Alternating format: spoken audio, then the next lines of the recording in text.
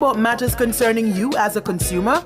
Well, keep it locked to Nationwide 90 FM for the Consumer Hour with me, Nora Gay Banton. Weekdays from 9 to 10 a.m. For all your consumer-centric matters, stay tuned to the Consumer Hour on Nationwide 90 FM, a revolution in media. It's hard-hitting. It's riveting. It's the much-talked-about cover story during Nationwide at 5. Here Cliff Hughes get to the heart of the story of the day. Cover Story aired 5:30 weekdays during Nationwide at 5. Nationwide at 5. Talk radio at its best. Cover Story.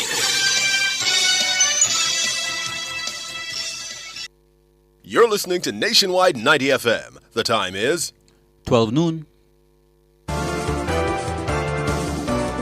It's credible and factual. The World at Noon on Nationwide 90 FM. Good afternoon, I'm Andrew Cannon. In the World at Noon for this Sunday, September 29, 2024, St. Mary is now grappling with a spillover of criminal activities from other divisions. The National Road Safety Council is calling for a radically new approach in the design of the nation's roads so as to protect vulnerable road users. Senior citizen pedestrian killed in a fatal crash last night in Freetown, Clarendon. In news from the region, New Caribbean Hotel and Tourist Association president urges better tourism linkages. On the international scene, Israel strikes Houthis in Yemen after targeting Hezbollah's stronghold in Lebanon. While in sports, defending champions Cavalier take on Waterhouse in the first match of a doubleheader in the Rhea Neville Premier League today. The details after this.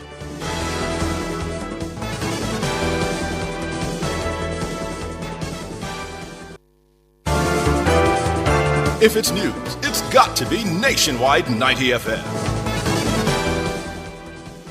The parish of St. Mary is now grappling with a spillover of criminal activities from other divisions. That disclosure has come from Superintendent Bobette Morgan Simpson of the St. Mary Police Division. Superintendent Morgan Simpson revealed that although the police have made strides in clearing up crimes in the parish, dealing with spillover activities from various divisions such as the St. Andrew North Division is now a major challenge. She was speaking with Prime Minister Andrew Holness during a tour of the parish on the weekend.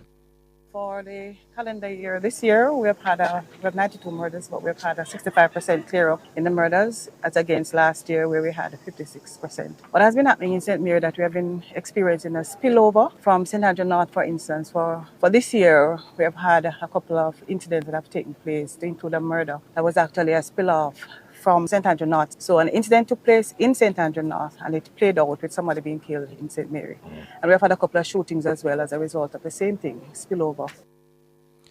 The superintendent highlighted that the issue of spillover criminal activities is exacerbated by the porous nature of St. Mary. The borders of St. Mary, very porous. So because of that, because we're bordered by Portland, St. Andrew North, St. Catherine, and so on. For other crimes in the parish, we have had aggravated assault, 100% clear up. All the cases that were committed, cleared up. For rape, we also have a very high rate of clear up. Superintendent Bobette Morgan Simpson of the St. Mary Police Division. Meanwhile, interpersonal conflicts are pushing up the crime statistics in St. Mary. According to Superintendent Bobette Morgan Simpson of the St. Mary Police Division, persons are not resorting to peaceful means to settle conflicts. She said the police are making interventions to address the problem. We recognize that interpersonal conflict is one of the areas that push up our murder stats. And so we have instituted intervention strategies, getting into the community, the walkthroughs, the widely publicized meetings, the pan the corner meetings as to how to really get to the people and for them to understand that, talk it out, not fight it out.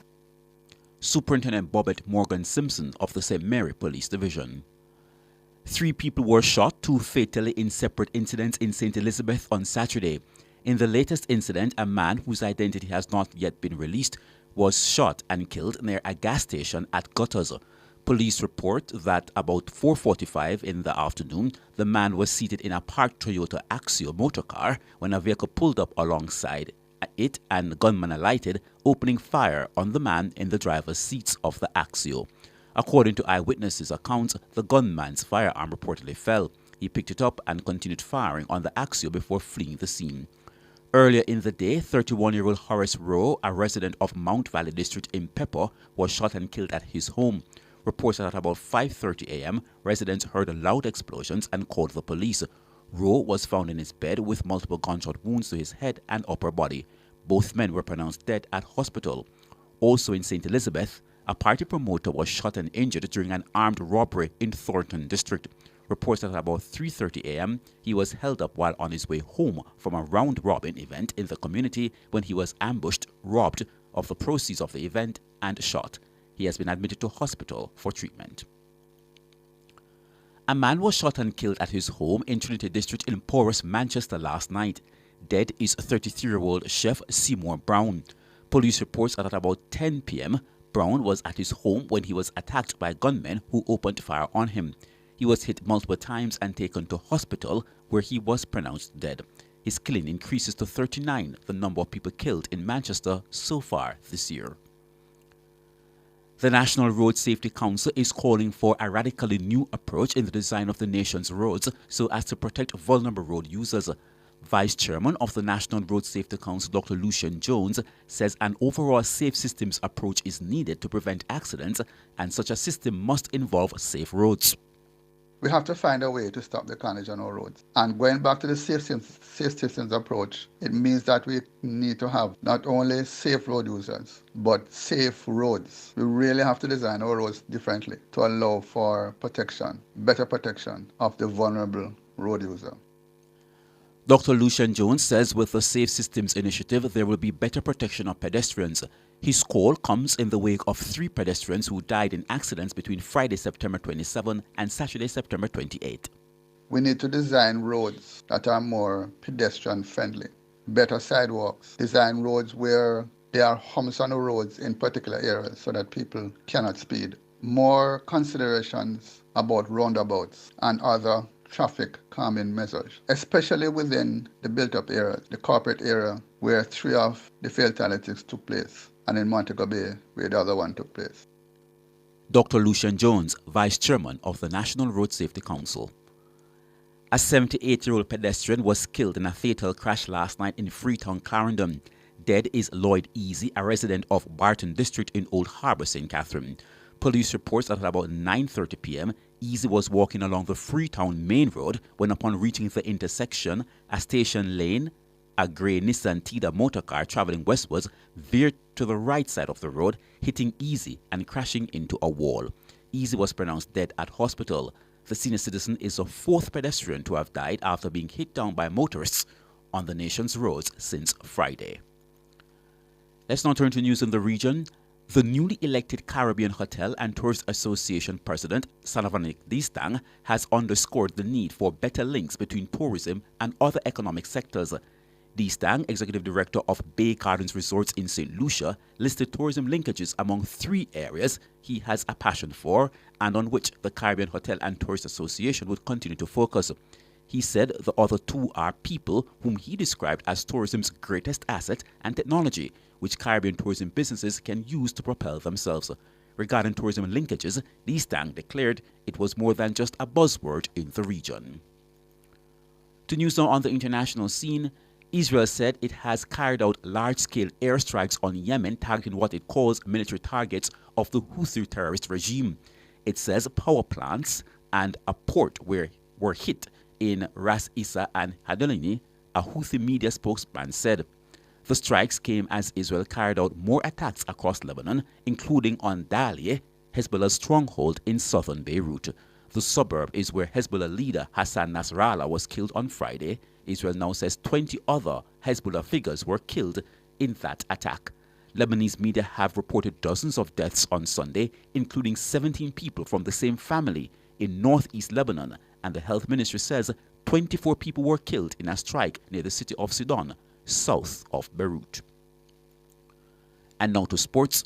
Defending champions Cavalier take on Waterhouse in the first match of a doubleheader in the Rare Neville of Jamaica Premier League at the Anthony Sporting Complex this afternoon at 5.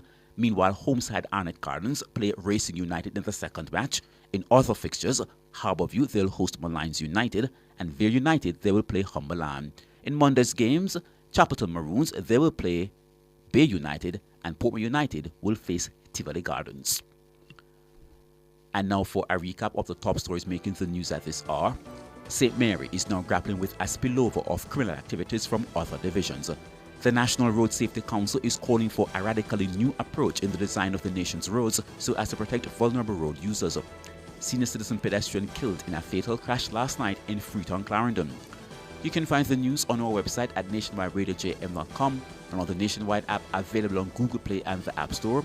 News is next at 5 o'clock, but stay tuned for the amazing word.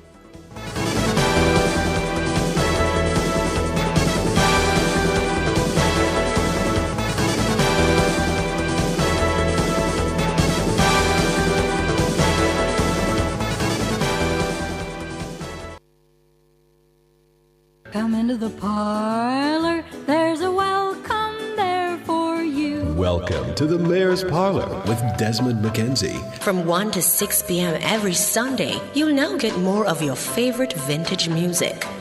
Put your hands